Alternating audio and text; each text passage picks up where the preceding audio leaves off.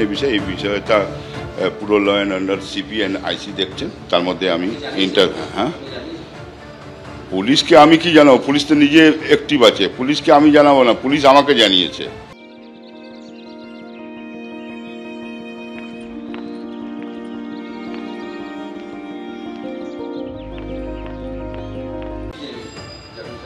যেটা আপনি ভিডিও ক্লিপটা দেখেছেন সেটাই, ওই তো ভিডিও ক্লিপ তো আছে আপনার কাছে। তো না, আমার কাছে কিচ্ছু বলেনি। ভিডিও ক্লিপ যেটা আছে, আমি যেভাবে থাকি সেইভাবেই আছি। আর পুলিশ নিজের কাজ যেভাবে করছে, আউট অফ এক্সপেকটেশন, যেভাবে অ্যাক্টিভনেস হয়ে কাজ করছে, সেটা আমারও ধারণা ছিল না।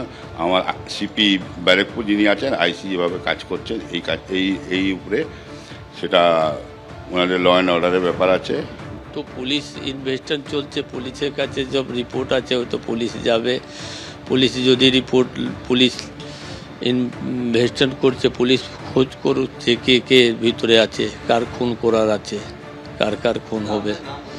মমতাজকে চিনি, কিন্তু আমার কাছে সাথে কোনো কথা হয়েছে না। পুলিশের সাথে যদি রিপোর্ট আছে, যদি পুলিশের কাছে রিপোর্ট আছে, পুলিশ ইনভেস্টিগেশন করে। পুলিশ যদি আমার নাম যদি ওর ভিতরে বলছে, তো আমাকে বলে জিজ্ঞেস করবে তো কি চক্রান্ত চলছে, কার উপরে কি অ্যাটাক হবে, এটা তো আমি জানতে পারবো না। কেউ কারোর সাথে উঠা বসে করলে তো করতে পারে, এটা তো হতে পারে না। অর্থাৎ একজন কাউন্সিলরকে খুনের ছক কষেছিলেন আরেক কাউন্সিলর, এমনই চাঞ্চল্যকর দাবি করছেন ভাটপাড়া থানার পুলিশের হাতে গ্রেফতার হওয়া ধৃত ওই ব্যক্তি, যিনি দাবি করছেন যে এই জন্য তাকে 10 লক্ষ টাকার বরাদ দেওয়া হয়েছিল।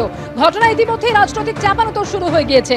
ঘটনার নেপথ্যে ব্যারাকপুরের প্রাক্তন সাংসদ অর্জুন সিং রয়েছেন, এমনই অভিযোগ করছেন বিধায়ক সোমনাথ শ্যাম, যদিও এই অভিযোগ অস্বীকার করেছেন অর্জুন সিং।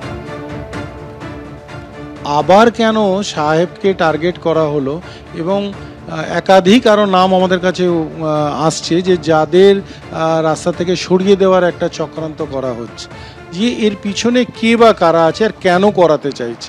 এই চক্রান্তটাকে ধরা খুব দরকার, না হলে কোনো না কোনো প্রাণহানি খুব শিগগিরই হয়ে যাবে। গণেশ পুজোর যে সময়, মানে বিসর্জনের আগের দিন, নূরে জামালও ওই স্টেজে যাচ্ছিল, সেই স্টেজেই নাকি ঘটনাটা ঘটানোর একটা চক্রান্ত ছিল।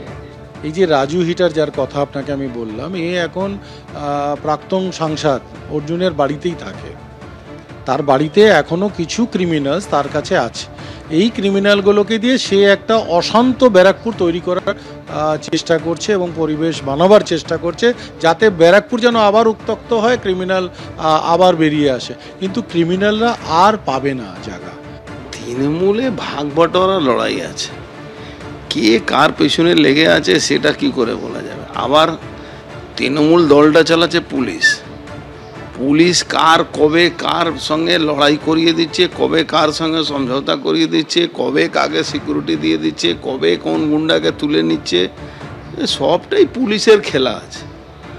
গোপাল রাউর সঙ্গে মমতাজ থাকে সবসময় গাড়িতে, আমি শুনেছি। মমতাজকে আমি চিনি না, শুনেছি ও থাকে।